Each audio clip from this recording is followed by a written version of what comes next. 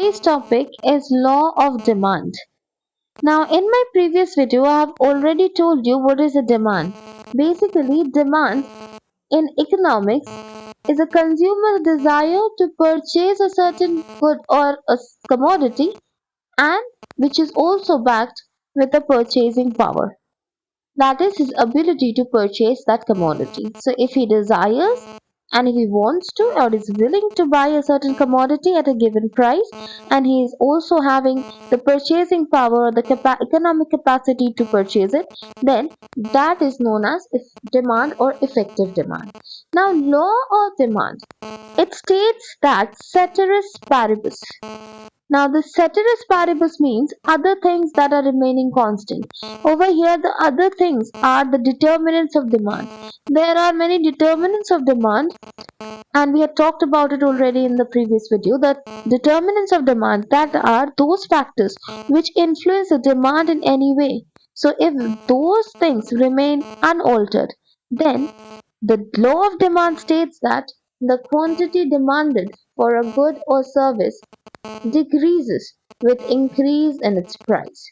So basically, if the price of a commodity increases, consumers tend to buy less of that good. That is, the demand for that particular good decreases or shrinks. Vice versa, that is, when the price of the commodity decreases, we tend to demand more for those goods, which means we can see an inverse relationship is established between the price of a commodity and the quantity demanded for that. So, in other words, law of demand can be stated as the inverse relationship that is established between the price and the quantity demanded for a good at a given time when other things or other factors remain unaltered.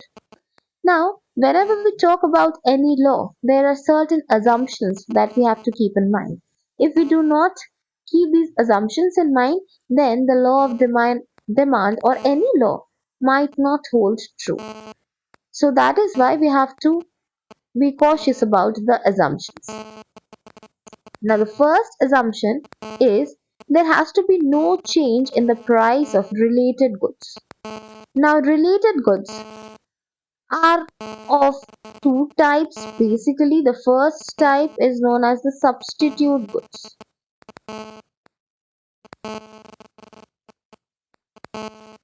Substitute goods are those goods which are used instead of the other one, that is used alternatively.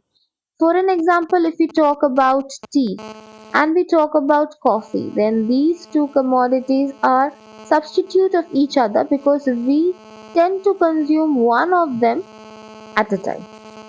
So over here, if the goods concerned is tea, then even if the price of tea does not increase or decrease, that is, if the price of tea remains unaltered, unchanged, then also the quantity demanded for tea might get affected due to the change in the price of coffee because coffee is its substitute goods. I'll explain you how. For an example, the coffee if coffee becomes more pricey, that is, the price of coffee, it tends to increase, then people will shift and consume more of tea and cut the consumption of coffee. So here in this example we can see that the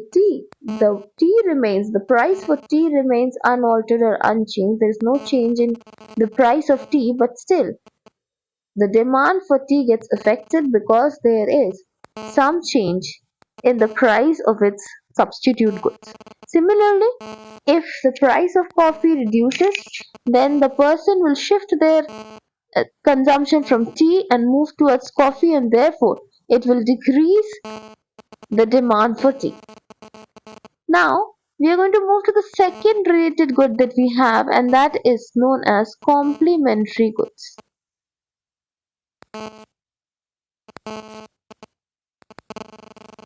Complementary.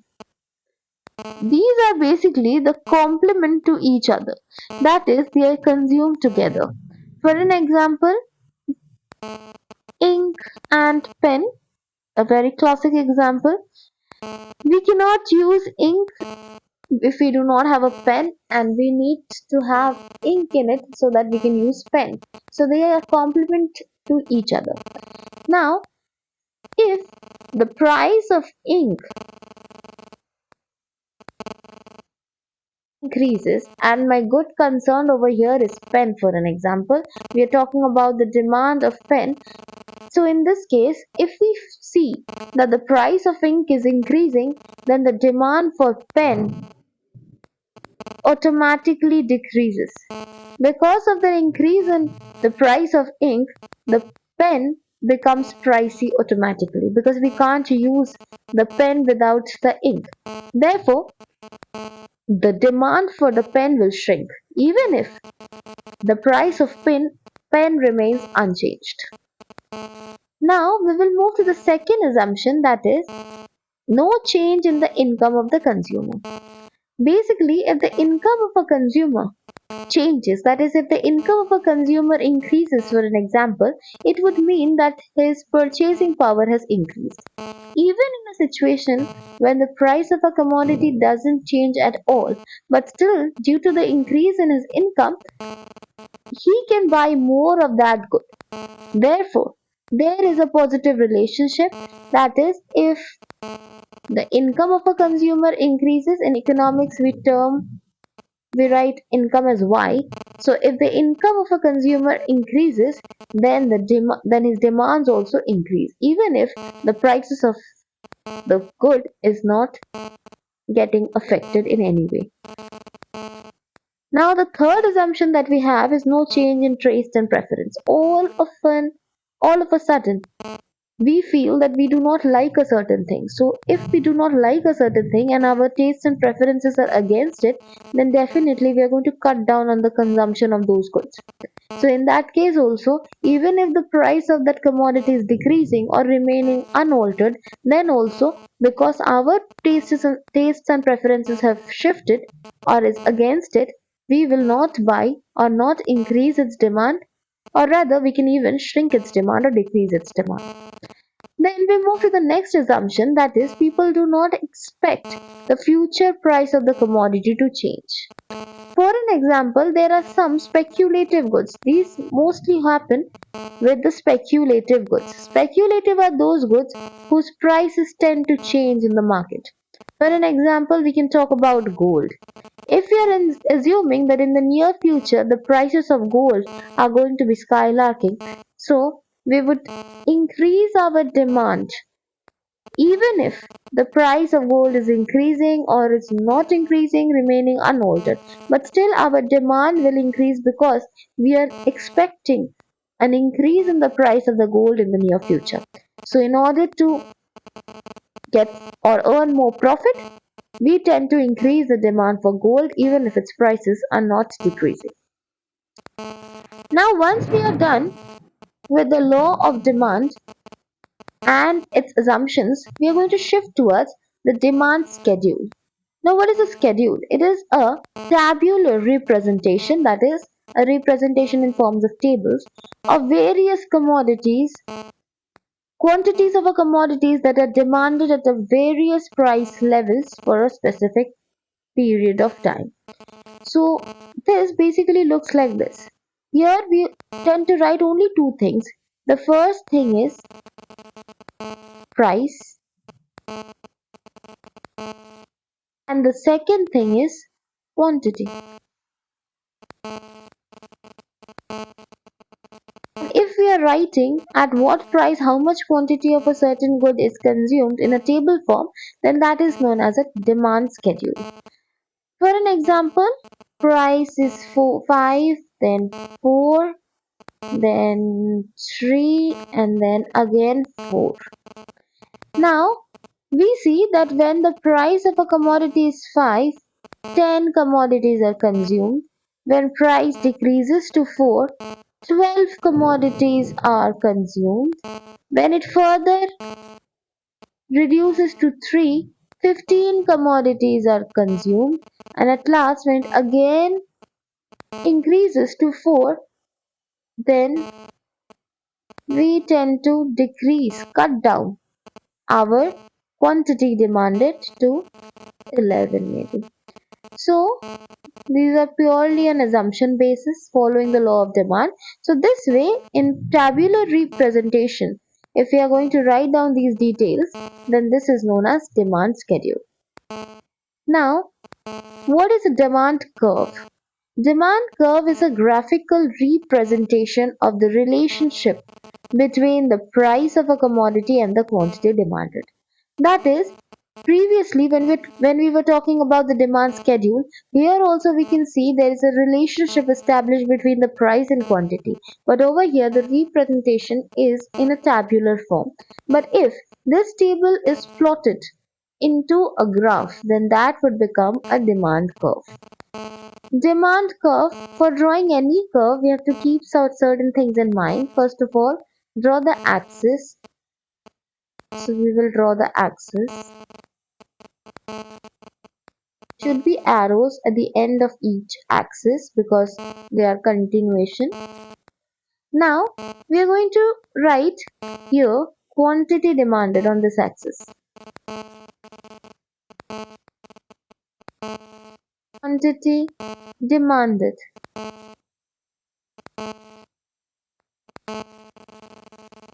You can also write QD in short. And on the other part, that is over here on this axis, we are going to write price. Now we will make some markings.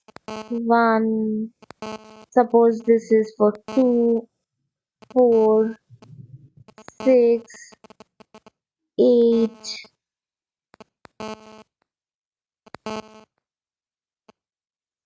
10, 12, 14, 16 for an example. And over here we are going to write the prices 1, 2, 3, 4, 5. Now if we take the example, the help of our previous schedule that we had made, see over here, when the price was 5, then the quantity demanded was 10. So let's plot it over here.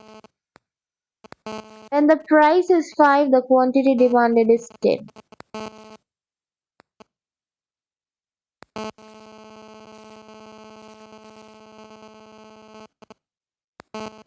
We will get our first point, that is in this position.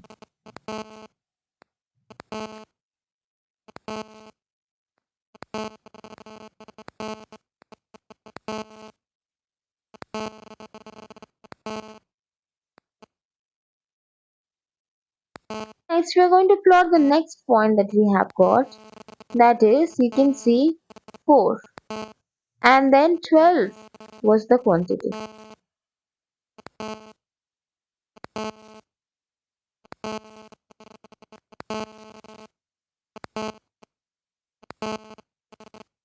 So when the price reduces, we tend to buy more of this good. So my quantity demanded increased to 12. The new point that we get is,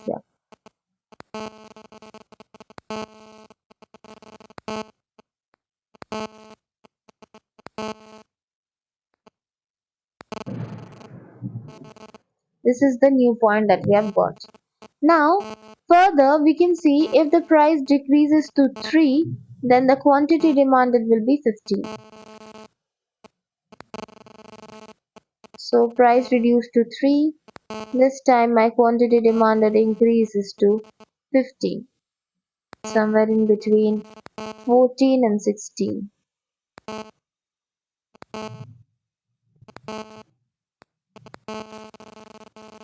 So this is marked as this point.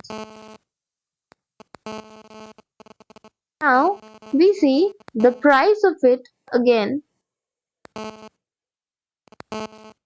increases to 4, then the quantity demanded becomes 11. So more or less we have already established this relationship. So if we join these points, then we will find a line which looks like this. See? So the demand curve will be of this shape. It is downward sloping or negatively sloped. Now we move to individual demand curve. Individual demand curve means that the quantity that is demanded for a commodity by a single potential consumer, that is, if you are writing about each consumer separately and making a graph for each of them, each of their purchasing pattern, then that will be their individual demand curve. And on the other hand, market demand curve is the summation of all individual demand curves in the market for a particular good. That is, whatever number of individuals that we have in a market, if we tend to mark all their points in a graph, sum them up, then the graph that we are going to get is our market demand curve. Now, I'm going to show you how it is a summation of the individual curve. See, first of all, what we are going to do is we are going to make a simple demand curve. This is an individual demand curve. Okay, and this demand curve is for an individual A. Similarly, we are going to make another demand curve which is similar to this, the previous one that we had made, and this is for an example for an individual B. You can see a similar graph. Now we are going to plot certain things. We'll make it simple, so we'll take only 4 points, not much. So here first price, suppose 1, 2, 3. We'll write down the prices over here. 1, 2 and 3. Similarly, the quantity will be written on this side. 1, 2, 3 and 4. Now the demand curve, if we are plotting, then it would look something like this. That when the prices are high, that is at this point of time, then the quantity demanded will be less, because over here we mark the QD. This side is the QD.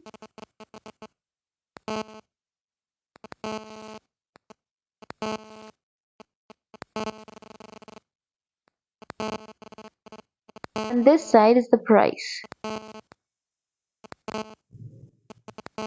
Now you can see that when the prices are high, then the quantity demanded is low. Similarly, if the prices reduces, then the quantity demanded increases. And similarly, again, when it further decreases, then the quantity demanded further increases. So if we are going to join all these lines, the demand curve that we get is this. Similarly, we are going to make for individual B. Even for individual B,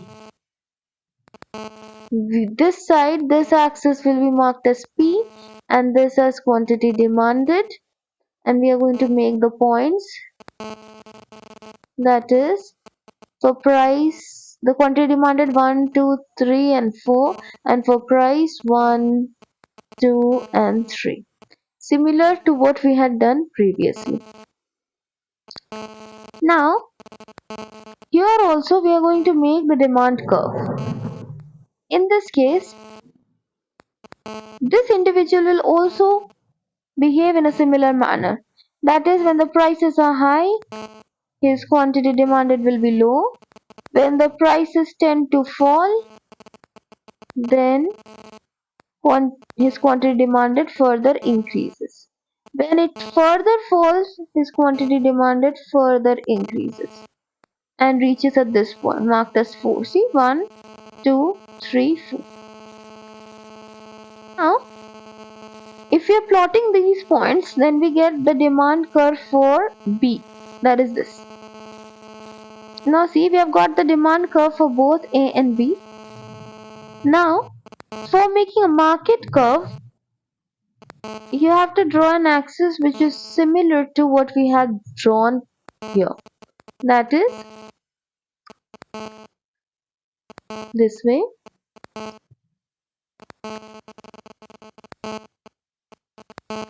This way. Now we are going to make the points 1, 2, 3, 4. Check how many points were here. There was 4 points here and there was 4 points here.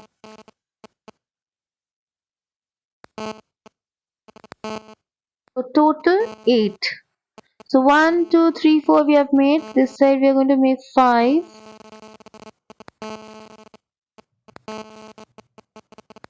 Further extend it 6, 7, 8 and that's it. And prices will be marked over here 1, 2 and 3, what we had already done previously. Now we are going to mark it like this was our price and here we had marked our quantity. Now this is the curve for market.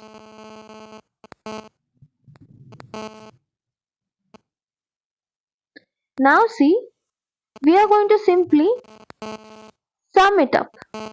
For when the price is over here, okay, that is when our price is maximum and the quantity demanded is minimum, that is only one over here and also one over here. You can see one first point. So sum it up 1 and 1 for then the market will be consisting of over here one for A, another for B. So when the prices were here, there were only 2 consumers purchasing it and total of these goods were purchased. Similarly, the next you can see when the prices have reduced by 1 point, see, reduced by 1, then the quantity consumed here was here 2 and here 3. So total is 5. Basically, this is done by summation. That is, you will start drawing the lines from here and match them. Again, for here, we will draw the lines and match them for the next price. That is 5. We will move till 5. 5 is over here. 1, 2, 3, 4, 5. So we have got the 5th point.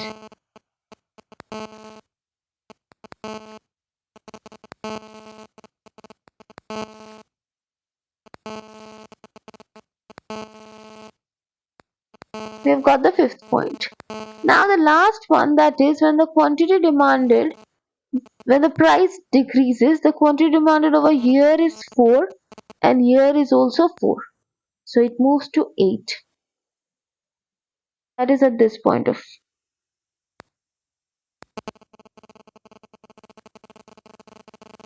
Now, if we are going to join these points, my graph would look like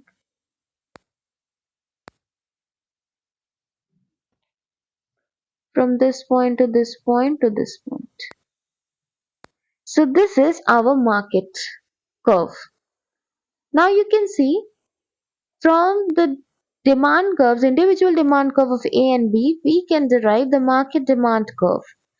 The basic difference that is between the individual demand curve and market demand curve is first,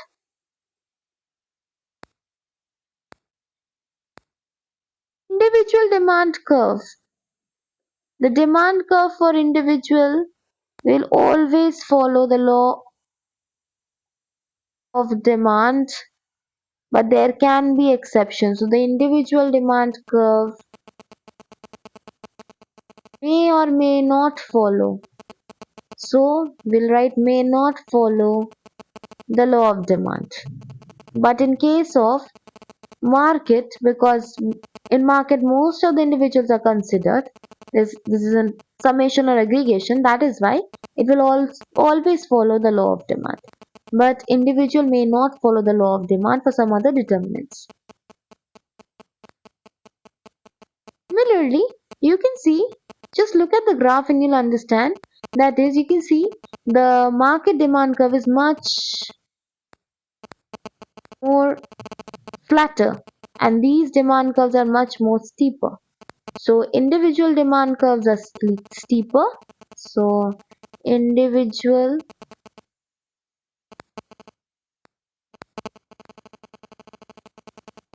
demand curve